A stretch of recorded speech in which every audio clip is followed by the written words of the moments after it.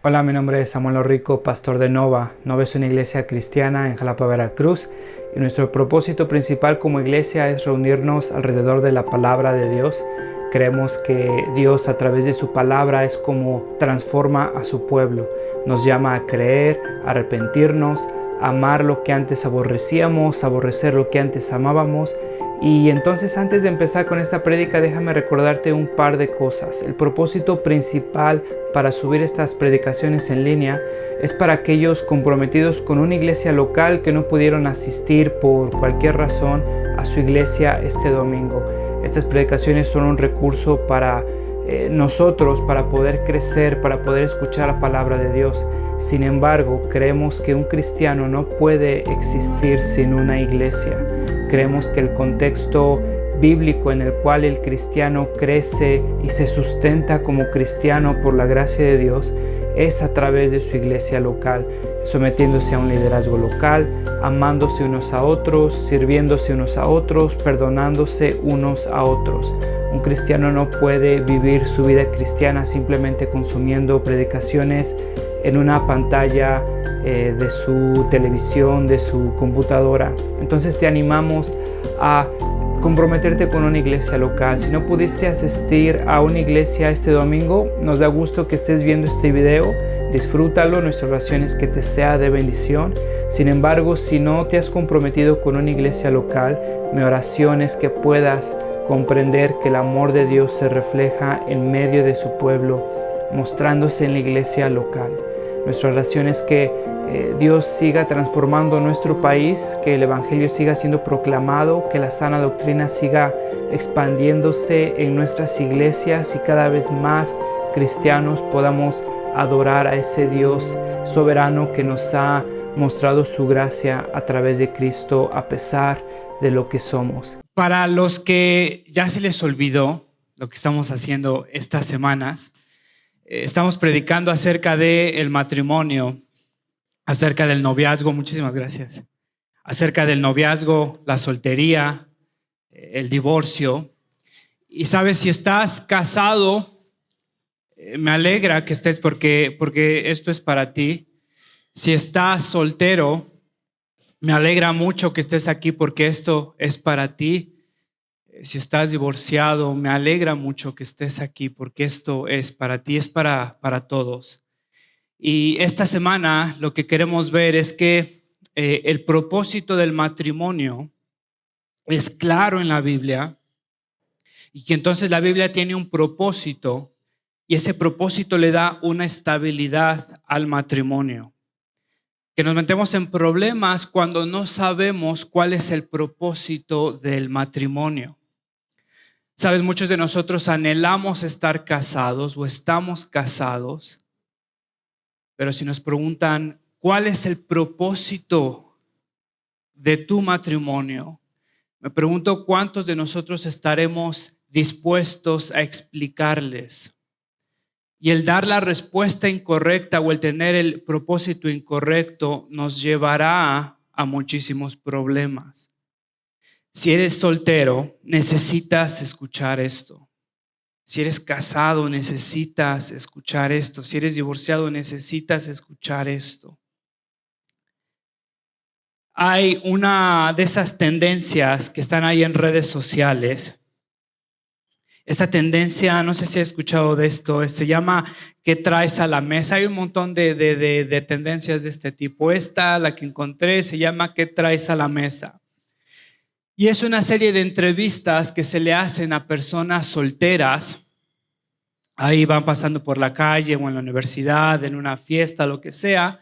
Y son entrevistas que se le hacen a las personas solteras preguntándoles acerca de qué esperan o qué buscan en una pareja. Y fíjate las respuestas que se le dan a este entrevistador. En esta ocasión es un entrevistador a diferentes mujeres y es lo mismo si cambias la tortilla, vas a ver este tipo de respuestas de hombres, expectativas hacia mujeres. Fíjate, ¿cuál es tu hombre ideal? Quiero que sea atlético, estatura mínima de 180, un sueldo de 60,000 al mes. Y es interesante porque después les dicen un calculador de amor y en eso calculan en estadísticas la población, midiendo la población de México, qué tantas probabilidades tiene esta persona de encontrar una pareja así, ¿no? Con esas características. Todas estas personas tienen el 0.0000 y ahí agrégale un número. Tienen 0 probabilidades de encontrar una pareja así, ¿sale? Pero están convencidos. Otra persona dice, bueno, quiero que sea joven, quiero que tenga de 19 a 21 años, estatura mínima 1,80. No sé qué tienen con 1,80, no sé qué tienen con los chaparritos. Tenemos sentimientos también. Estatura mínima 1,80. Al mes, 40,000 pesos al mes. Híjole, ponte a pensar en esto, o sea, joven, 21 años, ¿quién va a ganar 40,000? Bueno, chance no sé, chances y es uno que extorsiona, no lo sé. Otra persona dice, trabajador, quiero que sea muy trabajador, honesto, amable, 1,80, quiero que tenga un físico atlético, mínimo, dice ella, mínimo 30,000 pesos al mes. 30,000 pesos al mes. Otra persona dice, quiero que sea buen proveedor, quiero que esté guapo, de 1,80 para arriba. Otra persona, quiero que sea guapo, alto, bien vestido, inteligente, con mente visionaria al top. 100,000 pesos mensuales y con ganas de seguir creciendo. Y le preguntan a estas personas, ¿y tú qué traes a la mesa? Respuestas como mi persona, apoyo, motivación, jalar a todo tipo de planes tipo top. ¿Sabes qué refleja esto? ¿Qué reflejan estas expectativas? ¿Qué refleja lo que esperamos para entrar al matrimonio? ¿Cuál es el propósito? Si tienes estas expectativas para el matrimonio, ¿cuáles son estas expectativas para tu matrimonio? ¿Qué es lo que esperas en tu matrimonio si tienes estas expectativas? Te diría que por lo menos al centro, o si no principalmente, está la idea de que quieres ser feliz, ¿no es cierto? De que quieres pasarte un buen rato, de que quieres disfrutar la vida.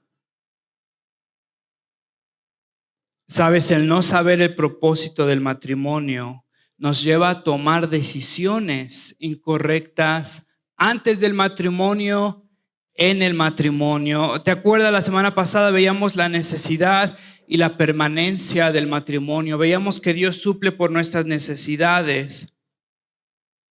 El hombre no es bueno que estuviera solo y Dios le provee en su necesidad, y ahora entonces Dios hace un pacto con el hombre y la mujer y vemos la permanencia del matrimonio. Por tanto, el hombre dejará a su padre y a su madre y se unirá a su mujer y serán una sola carne. Veíamos que Dios instituye el matrimonio, Dios crea el matrimonio.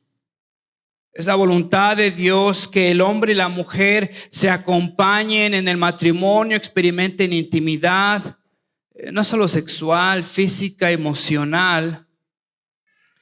Dios establece el matrimonio, Dios diseña el matrimonio, y en ese diseño, ¿te acuerdas que les da instrucciones cómo es que habrían de vivir su matrimonio? Solteros, tomen nota. ¿Quieren casarse? ¿Qué es lo que deben de hacer en el matrimonio? Casados, ya están casados. Fíjese lo que Dios establece en su diseño. Por tanto, el hombre dejará a su padre y a su madre y se unirá a su mujer y serán una sola carne. ¿Te acuerdas? Hablábamos de la palabra dejar, hablaba de la prioridad. Que ahora tu matrimonio es lo principal en tu vida. Hablábamos de la importancia del núcleo familiar en ese tiempo, ¿no? Y hablábamos de lo radical que era este mandamiento que Dios le había dado al hombre y a la mujer. Alejarse de su padre y de su madre, y empezar una nueva vida juntos, unirse. Y sabes, no te imaginas cuántos problemas me he encontrado en los pocos años que tengo de ministerio, de casado. Ya no puedo decir pocos años de vida, tengo ya 40 años, pero sabes, la cantidad de problemas que surgen cuando no obedecemos el diseño de Dios para nuestro matrimonio. Y sabes, uno de nosotros no es capaz de dejar a nuestro padre y a nuestra madre y darle el lugar que le corresponde a nuestro esposo o a nuestra esposa. Y sabes, las tensiones que surgen y las discusiones que surgen. Te hago una pregunta, casado, ¿estás escuchando a tu esposa o a tu esposo? ¿Estás confiando en Dios para el cuidado de tus padres?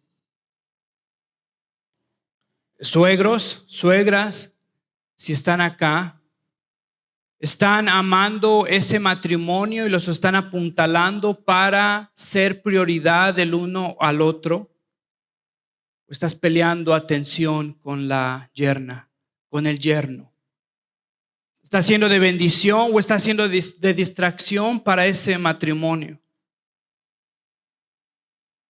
Si eres una yerna, un yerno aquí en esta iglesia, ¿estás amando a tu suegro, a tu suegra? Sabes, Efesios 6 nos dice que los padres que los hijos honren a su padre y a su madre. Y en ese mismo versículo dice, entonces los padres no exasperen a sus hijos. Y sabes, hay una tensión y un equilibrio. Y te repito lo que te había dicho la semana pasada, debe de haber un día en la vida familiar de todos donde el hijo tenga que hablar con su madre, con su padre, te amo, te quiero, estoy contigo para lo que necesites, échame una llamada, pero sabes, estoy casado, tengo que atender a mi esposa, tengo que atender a mi esposo. Llegará el día en que la mamá, el papá tengan que hablar con el hijo. Me encanta que estés acá, me encanta hacerte de comer, me encanta que nos visites, pero mi hijo, necesitas atender a tu esposa o a tu esposo. ¿Sabes los problemas que me estás contando? Oro contigo, te escucho. Necesitas arreglarlos con tu esposa o con tu esposo. Me pregunto cuántos papás están solapando patrones en el hijo, debilitando su matrimonio por no querer confrontarlos. Fíjate lo que dice, por tanto, el hombre dejará a su padre y a su madre y se unirá a su mujer y serán una sola carne. Soltero, si estás acá, ¿sabes algo bueno que podrías hacer en tu noviazgo? Si alguien te gusta, ora, sé paciente, pero ve la relación que tiene con sus papás. Sabes, hay parámetros que son muy difíciles de cambiar ya en el matrimonio. ¿Cómo son sus papás con él o con ella? Muchas veces sabemos que tal vez van a estar entrometiéndose en el matrimonio, pero en las emociones, en el romance, decimos que un papel o un acta van a cambiar situaciones. ¿Cómo es él con sus padres? ¿Cómo es ella con sus padres?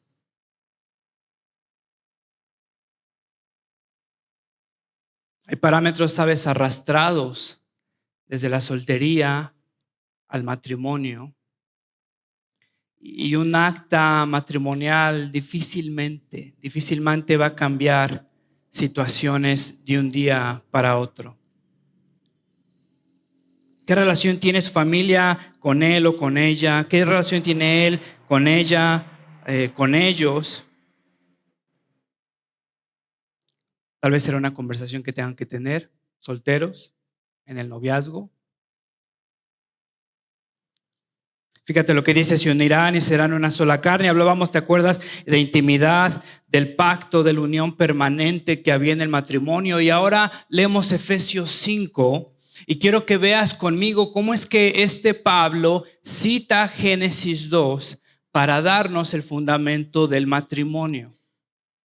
Pablo nos está explicando cuál es el propósito y cuál es la seguridad del matrimonio. Y Pablo va a escribirnos en Efesios 5 y va a fundamentar su argumento en lo que acabamos de decir en Génesis capítulo 2. Fíjate, entonces Pablo está describiéndonos cómo debe de ser un matrimonio. Y Pablo lo está centrando en el Evangelio.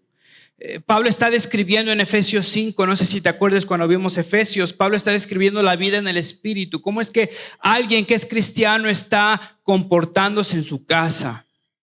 Ahora se acerca a los esposos, a las esposas, y está hablando de que se sometan unos a otros. Sabes, acabamos de leer ahorita todos juntos Efesios 5 cuando dice esposas, sométanse a su marido, y para muchos es escandaloso.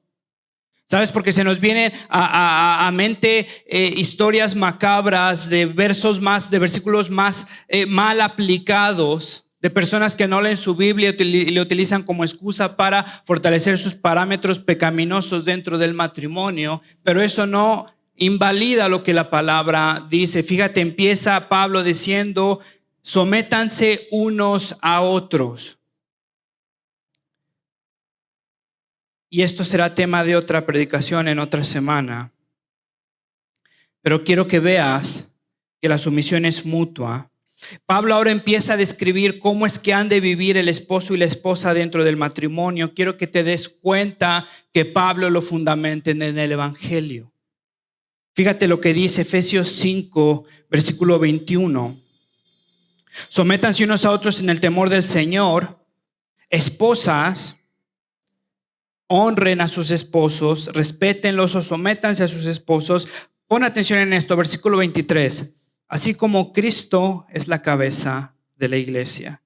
¿Te das cuenta del razonamiento de Pablo? Versículo 24. Así como la iglesia está sujeta a Cristo. A los esposos les dice, fíjate, amen a sus esposas. Y lo fundamenta en el Evangelio. Fíjate cómo dice, así como Cristo amó a la iglesia y se dio él mismo por ella. Versículo 29, así como también Cristo a la iglesia. ¿Te das cuenta que Pablo está describiendo las actitudes del esposo y de la esposa en el matrimonio en base a lo que ha visto en el Evangelio? Después Pablo dice, por eso el hombre dejará a su padre y a su madre y se unirán a su mujer y los dos serán una sola carne. Pablo está describiendo cómo es que el matrimonio ha de vivir a la luz del Evangelio, imitando a Cristo y a la iglesia.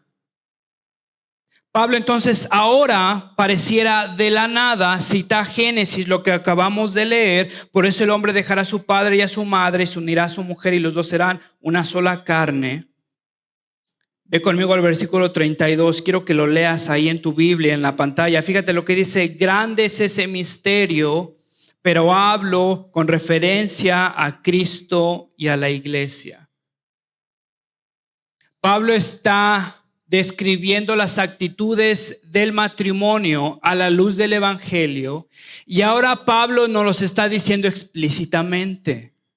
Porque el matrimonio entonces es un reflejo del Evangelio, de la relación que tiene Cristo con la iglesia. Por eso es que la mujer obedece al hombre, por eso es que el hombre obedece, ama a la mujer.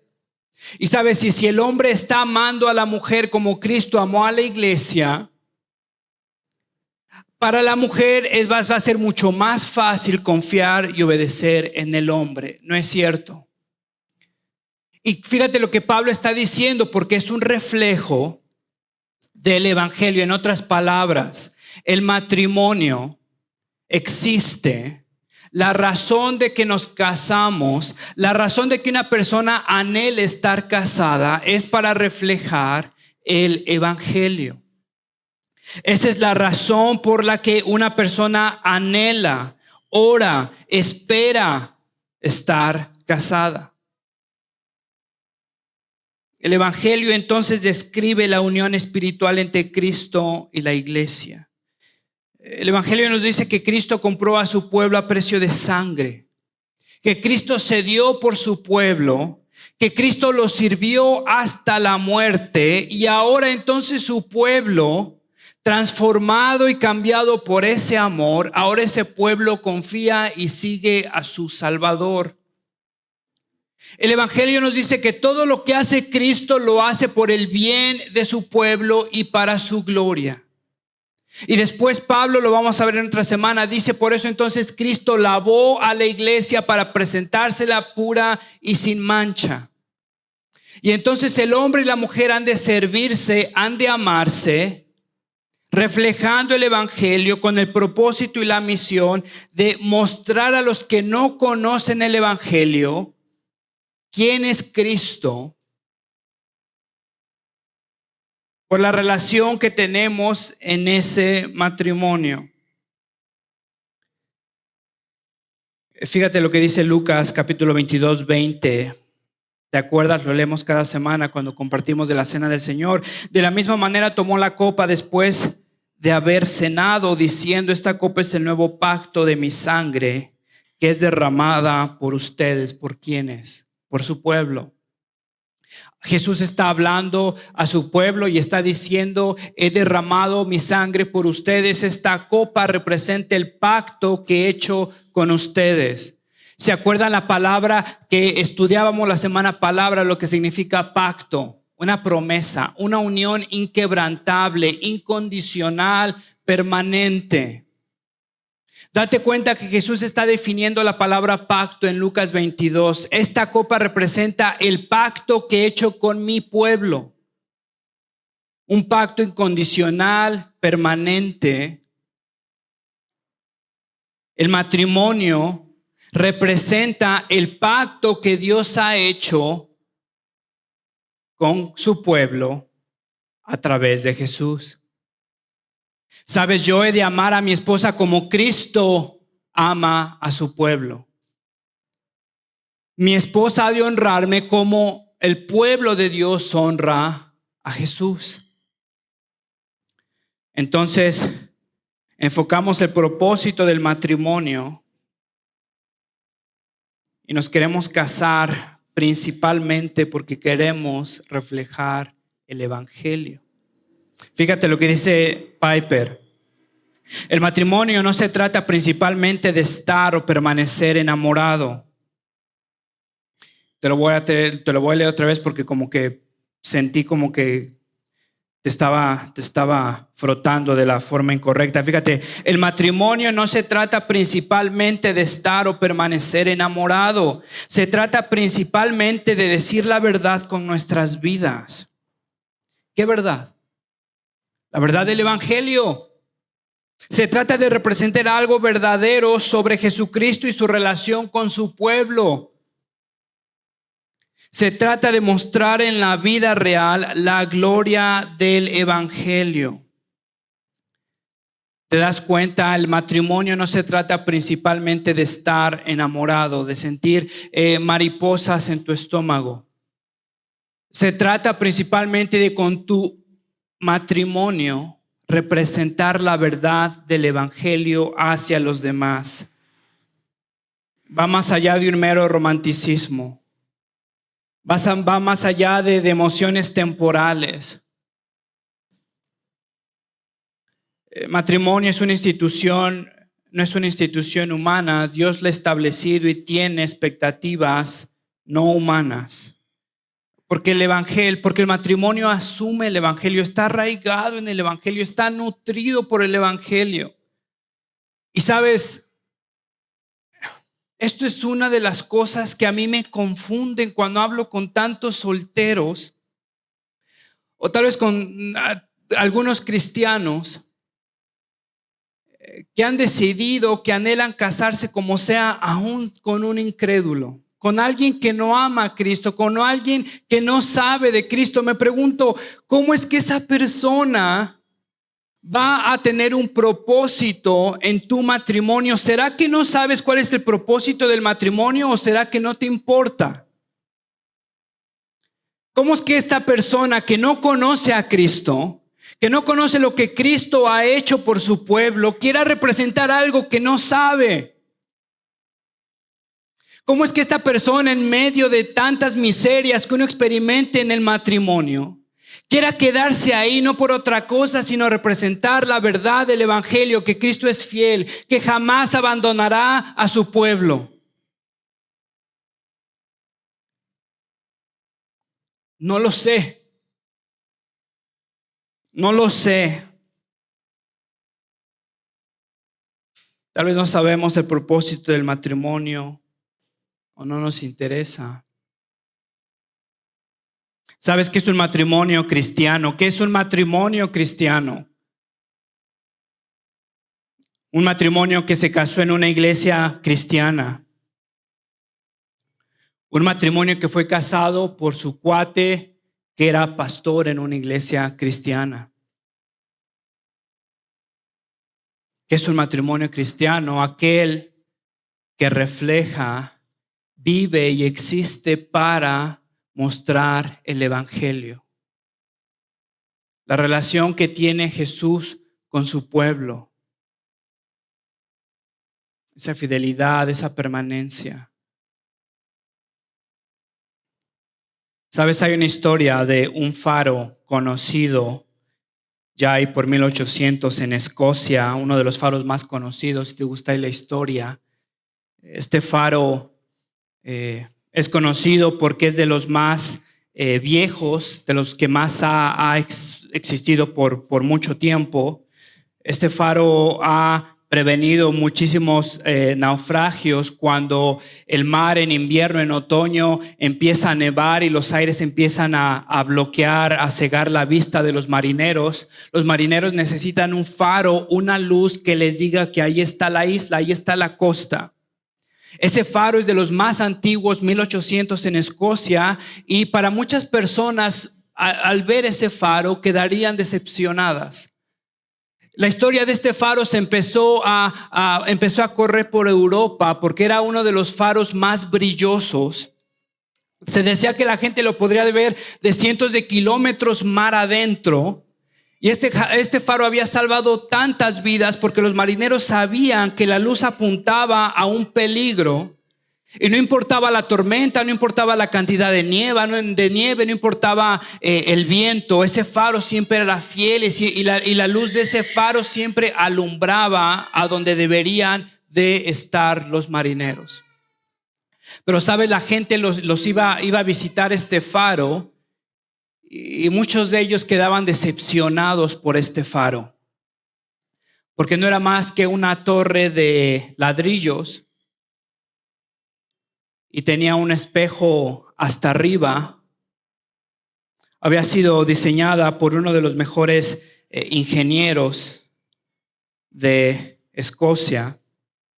No tenía ornamentos, no tenía cosas lujosas, no tenía cosas brillosas. Lo único que hacía era mantener el espejo lo más alto que se podía. Era un espejo curvo, era un espejo grande, era un espejo pulido.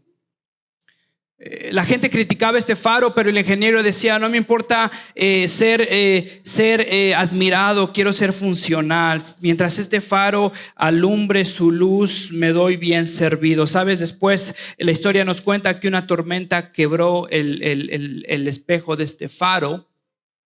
Gente se levantó en protesta para renovar este faro. Y entonces demolieron este faro y empezaron a hacer un faro bonito, ornamentado. Y en vez de un espejo, ¿sabes lo que pusieron? Pusieron un vitral con colores muy bonitos, con representación de la vida de Escocia. Estaba padrísimo el faro. Y sabes, esa misma noche se perdieron más de 5 barcos en la tormenta. ¿Sabes por qué? Porque esta luz no servía absolutamente para nada. Estaba bonita, pero no reflejaba luz, simplemente la suavizaba, la dispersaba. ¿Sabes? Te cuento esta historia porque estoy convencido que muchos de nosotros, al no saber el propósito de nuestro matrimonio, Nos confundimos decorando nuestro matrimonio con cosas que tal vez se ven bonitas, pero nos distraen de nuestro propósito. Sabes, el matrimonio no es el centro de atención. Nuestro matrimonio, nuestras emociones, lo que sienta por mi esposa no es el centro de atención. El matrimonio sirve simplemente para reflejar la luz del Evangelio. Y no importa que sea un matrimonio austero, no importa que sea un matrimonio viejo, no importa que sea un matrimonio con pocos recursos. Sabes, la misión del matrimonio es reflejar la luz del Evangelio. El pacto, la gracia, el perdón, la fidelidad que Cristo nos ha mostrado en el Evangelio. Entre más grande sea la luz, más fiel es mi matrimonio. Sabes, no quiero ser admirado por mi matrimonio, quiero reflejar la luz del Evangelio. Ese debería de ser el anhelo de cada matrimonio cristiano. Pero sabes, mi temor es que muchas maneras de que nosotros tratamos de decorar el matrimonio nos hacen pensar que nuestro matrimonio está cumpliendo con nuestra misión. En nuestro matrimonio muchas veces nos afanamos por darle una escuela privada a nuestros hijos, ¿no es cierto? Empezamos a construir vitrales y entre más ornamentado, llegamos a pensar que es mejor nuestro matrimonio. Una casa grande tal vez. Tal vez que se queden en casa a estudiar, porque allí en el mundo ves que son una bola de pecadores. Hijos. Tal vez entre más hijos tenga, mejor es mi matrimonio. Viajes. Tal vez si viajo y posteo en Instagram, verán, híjole, qué buen matrimonio. ¿No es lo que pensamos? Abrimos nuestro celular, abrimos Instagram, otra vez esta mendiga familia en Cancún, otra vez todos felices. Ve cómo sonríen. Y yo aquí no tengo agua, mi hijo me está gritando. Ellos tienen un mejor matrimonio. Tipos de escuela. Pero sabes, reflejas el matrimonio. Eso es lo importante. Reflejas el Evangelio. Eso es lo importante del matrimonio. Reflejas el Evangelio. Si esas cosas te están incluso obstruyendo a reflejar el Evangelio, hermano, te has perdido del propósito del matrimonio. Porque el propósito del matrimonio no es viajar juntos. Es que me quería casar con alguien porque quería viajar junto alrededor del mundo. Ese no es el propósito. Qué bueno, está chido si puedes. Ese no es el propósito del matrimonio. Es que quería tener muchos hijos, muchos. Ese no es el propósito del matrimonio. Sabes, todo lo que estás eligiendo, lo que estás decidiendo, cómo estás viviendo, ¿está opacando esa misión? ¿Está opacando ese espejo? ¿O está apuntando esa luz? La está haciendo más grande, más brillosa. Fíjate, vemos el propósito del matrimonio. Ve conmigo, quiero que veas la estabilidad del matrimonio. Quiero que entiendas esto. El propósito del matrimonio es la estabilidad del matrimonio. Si no sabes cuál es el propósito del matrimonio, tu matrimonio va a estar a la deriva. No vas a saber qué estás ahí junto con esta persona, una persona que tal vez ya no aguantas. ¿Para qué estás ahí? ¿Por qué estás ahí? El propósito del matrimonio es la estabilidad del matrimonio. Fíjate, vamos otra vez. Estaba leyendo, hace unos días estaba viendo, déjame explicar esto porque no es que estoy viendo TV Notas. Fuimos a ver Minecraft con mis hijos. Y me empezó a aparecer ahí en el celular Jack Black, ¿sabes? El cómico Jack Black. Y en una de esas notas, me apareció ahí de esas notas pues de chismes, ¿no? Son chismes. La verdad son chismes. Pero fíjate lo que decía, las 3 esposas de Jack Black.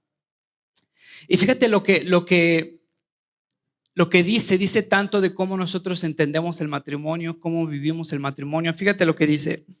Estaba hablando de las esposas Jack Black y la nota era positiva, se estaba emocionada, como, qué bonito, chido Jack Black. Fíjate, conoció a su primera esposa, Laura Kaglider, en los círculos de comedia comunes. La pareja rápidamente se llevó bien y comenzaron a salir. Pasaron 9 años felices juntos. Sin embargo, en el 2005 la relación llegó a su fin y ambos se separaron de manera amistosa. Después de separarse de Laura, Jack Black comenzó una relación con Kathy Griffin. Se conocieron en el 2005, en el mismo año que dejó a la otra, pero después de un tiempo se dieron cuenta de que sus estilos de vida y personalidad eran muy diferentes, lo que provocó que la relación se volviera cada vez más tensa. Por lo tanto, esta relación solo duró unos pocos meses. Después de separarse de Kathy, Jack se enamoró de Tanya Hayden. Ellos se conocieron en la secundaria, pero años después se reencontraron, lo que dio inicio a su relación romántica. Hasta hoy en día, porque no sé qué va a pasar después, ¿verdad? Tal vez decidan ya no. Esta pareja es feliz y tiene 2 hijos. A pesar de las dificultades en sus relaciones anteriores, Jack y Tanya parecen felices. ¿Y tú qué opinas? ¿Sabes lo que opino? Que no sabe para qué es el matrimonio. ¿Sabes? No importa si tienes una vida laboral exitosa, pero en tu matrimonio estás fracasando. ¿Sabes? La dificultad del matrimonio es que requiere más que talentos, más que sentido común, que te lleva a situaciones que van más allá de lo que tú siquiera te imaginaste y no depende de ti. Interesante, ¿no? Tantos deportistas, tantos empresarios exitosos, con hijos distanciados, con relaciones fracturadas. ¿Sabes? La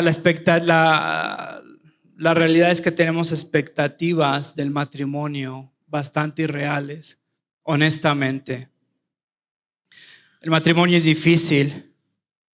Es difícil porque estamos en un mundo caído donde nos casamos con una persona pecadora. Yo traigo mi pecado al matrimonio, esa persona trae su pecado y después lo revolvemos con el pecado de las demás personas.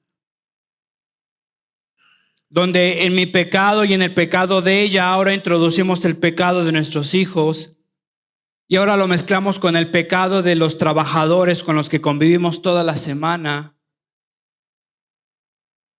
Deudas.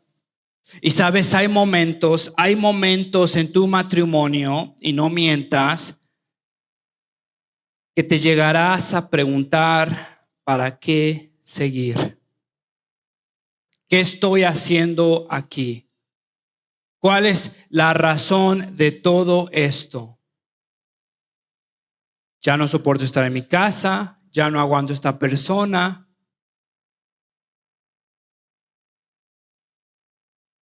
¿Para qué seguir si ya ni nos conocemos? Si nuestros estilos de vida son tan diferentes, si nuestra personalidad ha cambiado tanto, si nuestros gustos ya ni siquiera se parecen, si no encontramos nada en común. ¿Sabes? Si cuando comemos juntos se ha vuelto tan incómodo.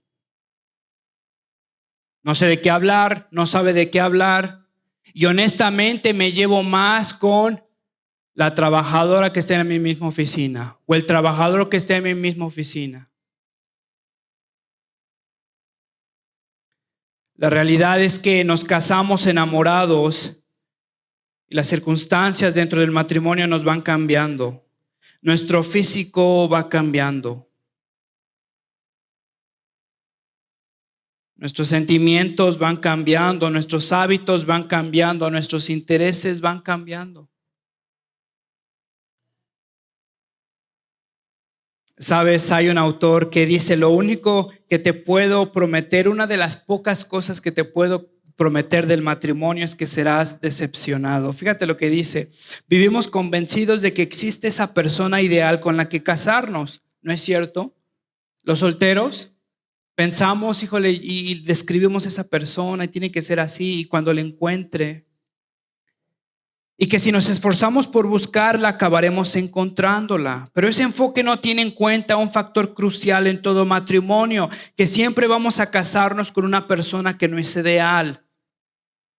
Pon atención en esto, dice, creemos que conocemos a la persona con la que nos casamos, pero no es así en absoluto. Aunque sin duda es posible que acertemos y que nos casemos con la persona adecuada, deja que pase un tiempo y verás cómo cambia. Deja que su trabajo haga su carácter más volátil. Deja que te quisiste casar con alguien atlético, deja que los años pasen. Deja que su cuerpo empiece a cambiar. Deja que tengan hijos. Deja que experimenten dificultad económica. Deja que ahora los gustos de él ya no son tan afines como los tuyos. Deja que los intereses de cada uno pareciera que los están llevando más alejados uno del otro. Deja que él se sienta feliz como se ve y deja que yo no soporte como se ve. Deja que el matrimonio empiece a cambiarlos. Deja que la realidad que te casaste con una idea bastante romántica y pasajera empiece a fracturarse por las dificultades que uno experimenta en el matrimonio.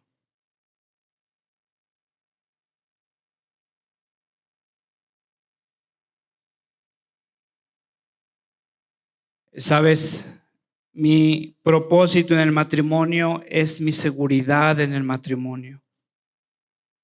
Jesús le dijo a su pueblo, esta copa es el pacto que he hecho por ustedes.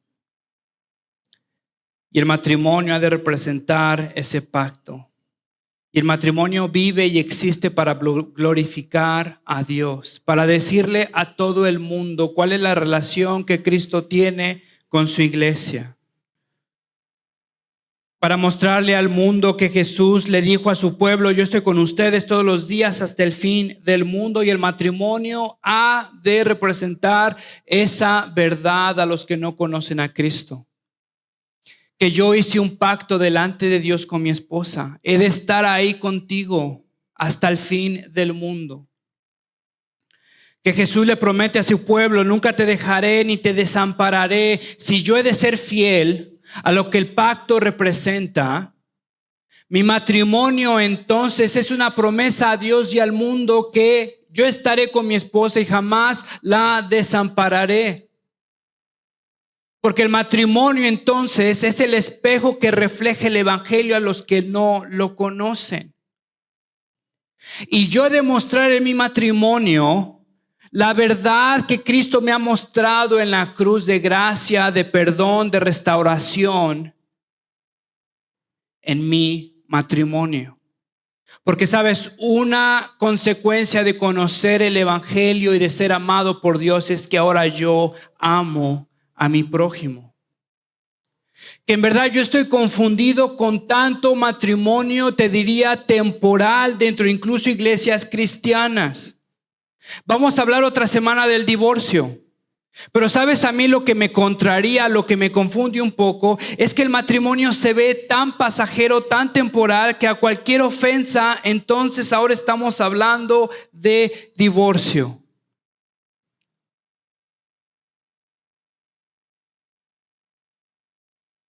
Muéstrame a un Cristo que abandona a su pueblo y te puedo mostrar a un esposo que puede abandonar a su esposa.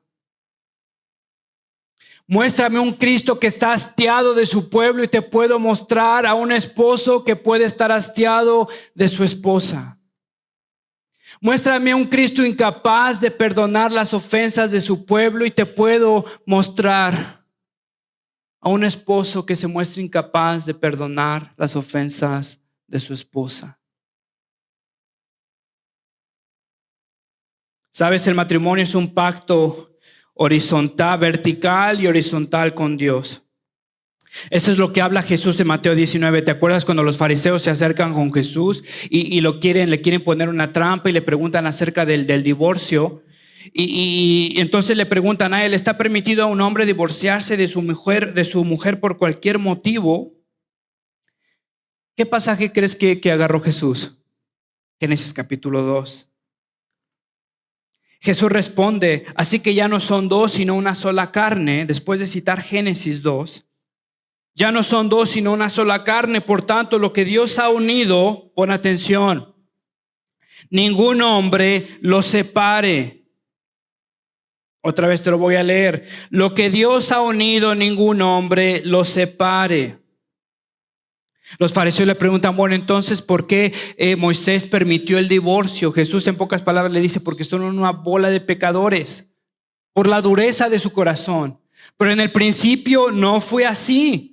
Yo les digo que cualquiera que se divorcie de su mujer, salvo por infidelidades, se case con otra, comete adulterio. Para todos esto fue algo demasiado duro. Entonces no te puedes divorciar de tu esposa tal cual. Entonces esto es algo permanente. Entonces esto no se trata acerca de mí. El propósito del matrimonio no es ser feliz. Híjole, entonces está canijo. Los discípulos le dijeron, si es así, la relación del hombre con su mujer, no conviene casarse. ¿Te das cuenta que los discípulos entendieron lo que Jesús estaba diciendo? Sí, si es así, no conviene casarse, el matrimonio no es para todos. Infórmate antes de entrar en matrimonio y entérate de cuál es la misión del matrimonio. Si es así, la relación del hombre con su mujer no conviene casarse. Jesús dice, bien dicen, y hay muchos solteros. Hay muchos solteros por causa del reino. Vamos a hablar de soltería en otra, ¿sale? Vamos a hablar de divorcio. Hay tanto que hablar de divorcio y vamos a hablar de soltería, ¿sale? Pero quiero que veas cómo Jesús entiende la permanencia, entiende el pacto, la promesa que es hacia Dios, hacia los hombres. Porque es una promesa permanente, incondicional, que refleja el evangelio. En otras palabras, compartir recibos no es un matrimonio. Compartir la misma dirección no es un matrimonio. Cuidar al mismo perro no es un matrimonio. Tener hijos no lo hace matrimonio. Tener sexo no lo hace un matrimonio. Otra vez Piper, fíjate lo que dice. Permanecer casado, por lo tanto, no se trata principalmente de permanecer enamorado. Voy a dejar que eso como que permee un poco en tu corazón.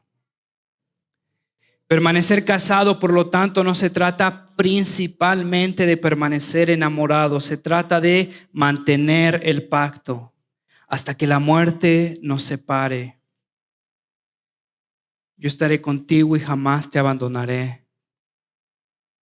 O mientras ambos vivamos. Es una promesa sagrada del pacto, la misma que Jesús hizo con su novia cuando murió por ella. ¿Cuál es la razón para mantenerte en un matrimonio decepcionante? ¿Cuál es la razón para mantenerte fiel en un matrimonio decepcionante? Físicamente decepcionante, económicamente decepcionante, emocionalmente decepcionante, sexualmente decepcionante. ¿Cuál es la razón para mantenerse fiel en un matrimonio decepcionante? Adoración. Es reflejar el evangelio. Si Cristo fue fiel, yo podré ser fiel por su nombre. Si Cristo me ha rescatado de donde yo estaba, me ha limpiado, me ha llevado a lugares que no merecía, y si ha glorificado su nombre a través de un pueblo como es este, yo puedo ser fiel y puedo decirle al mundo, este es Cristo, y lo puedo hacer a través del matrimonio.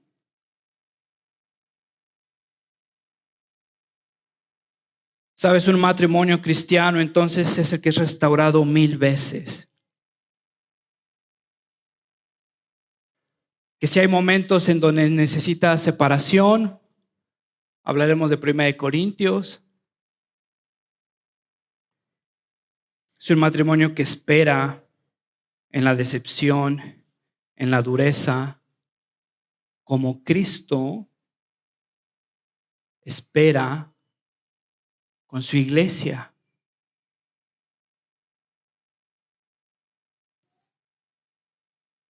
Déjame terminar con esta historia. Uno de los barcos más famosos en la Segunda Guerra Mundial se llamaba el US Benevolence o Benevolencia, y era un barco médico, y los barcos médicos en la Segunda Guerra Mundial eran valiosísimos porque estaban cargando a personal entrenado. Un médico tenía que haber estudiado, no sé, 15 años, ¿no? Y imagínate, está un barco lleno ahí de médicos, de cirujanos, de enfermeras, y van a ir a servir a la guerra. Ahora este barco, pues en personal, en gente, pues era valiosísimo. Ahora este barco tenía que cruzar uno de los mares más violentos en Europa. Y para eso le encargan este barco a uno de los capitanes más conocidos, más experimentados de la Segunda Guerra Mundial. Y la historia cuenta que atravesando uno de los mares más violentos, este barco encuentra una tormenta y la gente estaba desesperada. Muchos capitanes que estaban ahí igual, bajo la orden del capitán principal, estaban desesperados porque ya estaban dando todo por perdido. Querían saltar a borda. Y sabes, este capitán estaba tratando de convencerles que necesitaban esperar la tormenta, que iba a pasar, que tenía que pasar, pero la tormenta era tan grande que la tormenta llegó a romper el palo mayor. Uno de los que sostenía una de las velas o de las direcciones más importantes del barco. Ahora este barco no podía dirigirse bien. Uno de los radares estaba perdido, estaba mal, este barco estaba perdido, no sabían por dónde ir, y entonces la gente estaba desesperada, no sabían, la tormenta estaba golpeando el barco, se iban a perder, y la gente estaba ya sintiéndose muertos. Ahora este capitán lo que hace es algo interesante, que la historia lo ve ahora con admiración, pero en ese momento nadie lo entendía. Lo que este capitán hace es que suelta el ancla en medio del mar. Y yo no sé nada de barcos, pero es algo que no deberías de hacer, porque cuando sueltas el ancla debajo del mar, no sabes lo que vas a encontrar, no sabes si te vas a atorar, no sabes qué va a pasar. Pero era la única solución de este capitán. Suelta el ancla al mar y lo que hace es que este barco está anclado, está atorado, y ahora la tormenta lo puede empujar, la tormenta lo puede golpear, pero este barco no se va a perder. Este barco está ahí seguro en medio del mar.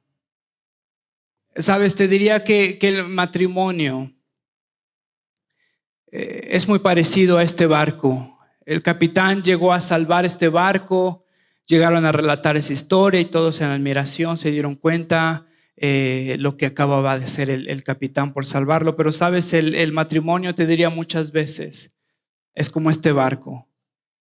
Vamos a encontrar un montón de tormentas en nuestra vida. Nadie nos puede asegurar lo que vamos a experimentar en el matrimonio. Sabes, hay momentos que estás en medio de la tormenta y hay veces que sientes un golpe tras otro, una deuda tras otra, un problema tras otro, un pecado tras otro. Y sabes, es muy fácil desesperarse y saltar a borda, querer desaparecer. Sabes, el propósito del matrimonio es el ancla que nos deja ahí. No desaparece la tormenta, no evita que estemos ahí moviéndonos en la tormenta, pero sabes, evita que nos perdamos. Nos mantiene firmes, sabiendo que el propósito del matrimonio es para nuestro bien y para su gloria. No sé si estás experimentando una tormenta en tu matrimonio.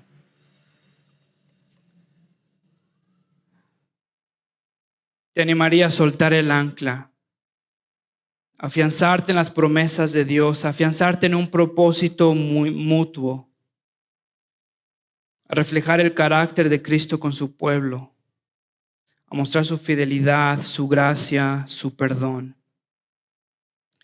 Cristo fue fiel. Yo puedo ser fiel. Cristo mostró su amor por mí en la cruz. Yo puedo mostrar mi amor por Cristo en mi matrimonio. Cristo soportó mi infidelidad. Cristo soportó mi pecado. Yo puedo soportar para su gloria.